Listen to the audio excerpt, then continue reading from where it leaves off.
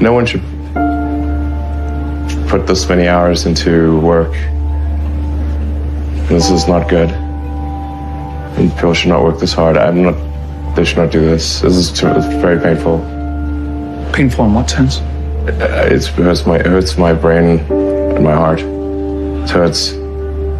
This is not recommended for anyone. I just did it because if I didn't do it, then good chance Tesla would die. When my brother and I were starting our first company, instead of getting an apartment, we just rented a small office and we slept on the couch. And we showered at the YMCA, and we're so hot up we had just one computer. So the website was up during the day, and I was coding at night, 7 days a week, all the time. And I sort of briefly had a girlfriend in that period, and in order to be with me, she had to sleep in the office. So work hard, every waking hour. That's the thing I would say particularly if you're starting a company.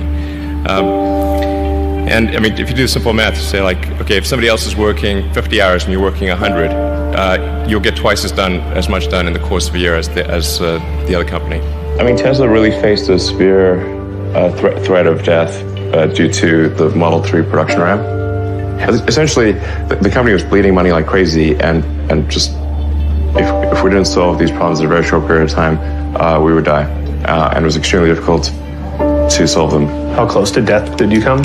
Within single-digit weeks. 22 hours a day, or how many I hours? was working, so 7 days a week, sleeping in the factory. I worked in the paint shop, general assembly, body shop. You ever worry about yourself imploding? It's just too much? Absolutely. If you're creating a company or if you're joining a company, the most important thing is to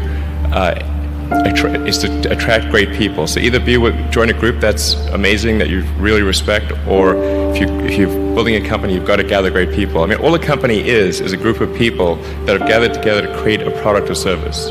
And so depending upon how talented and hardworking that group is, and the degree to which they are focused cohesively in a good direction, that will determine the success of the company.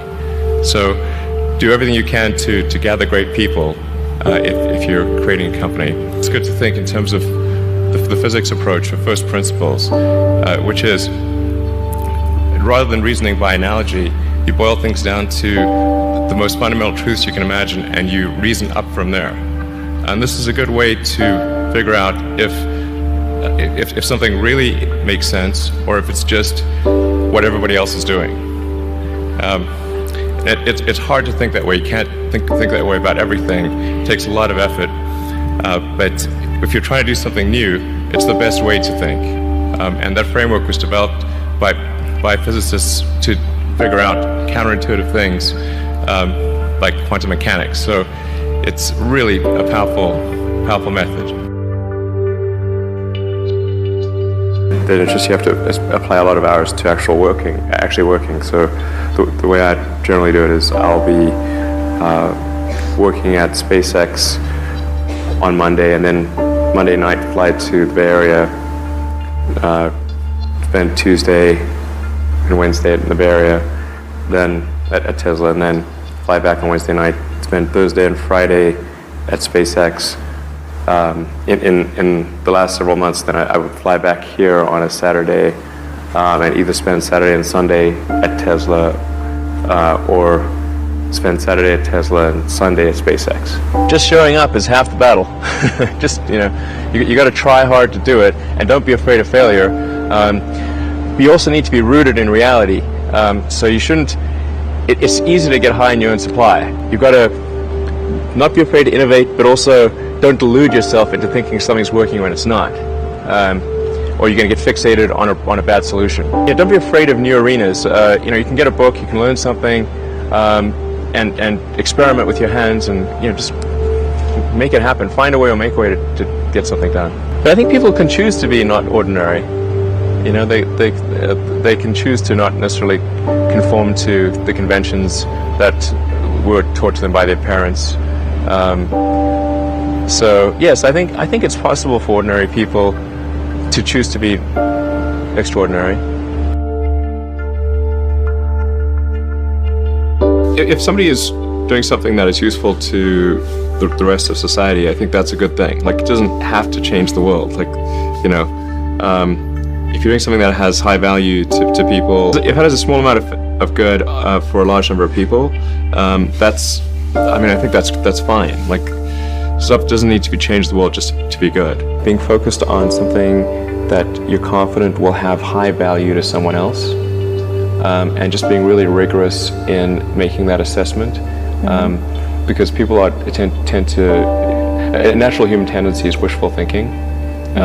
So a challenge for entrepreneurs is to say, well, what's the difference between really believing in your ideals and sticking to them versus pursuing some unrealistic dream that doesn't actually have merit? And that is a really difficult thing to tell. Can you tell the difference between those two things? Right. You know? So you need to be sort of very rigorous in your self-analysis. I think certainly extremely tenacious, and then just work like hell. I mean, you just have to put in, 80 to 100 hour weeks every week. But all those things improve the odds of success. Okay. I mean, if other people are putting in 40-hour work weeks and you're putting in 100-hour work weeks, then even if you're doing the same thing, you know that in 1 year you will achieve what they achieve. You will achieve in 4 months what it takes them a year to achieve. You construct this like there's this great holy grail potential in the future. You have to stay grounded in the short term. So because if you don't do things that pay the bills, you're not going to achieve the ultimate long-term objective. But it's nice to have that sort of holy grail long-term potential out there as an inspiration for coming to work. It's really a mindset. You have to decide, we're going to try to do things differently, well, provided that they're better. You shouldn't do things differently just because they're different. They need to be different and better. But I think you just have to sort of decide, let's think beyond the normal stuff and have an environment where that sort of thinking is encouraged and rewarded, and where it's okay to fail as well. Because when you try new things, you try this idea, that idea, well, a large number of them are not going to work. And that has to be okay. If every time somebody comes up with an idea that has to be successful, you're not going to get people coming up with ideas. You had that third failure in a row. Did you think, I need to pack this in? Never. Why not? I don't ever give up. I mean, I'd have to be dead or completely incapacitated.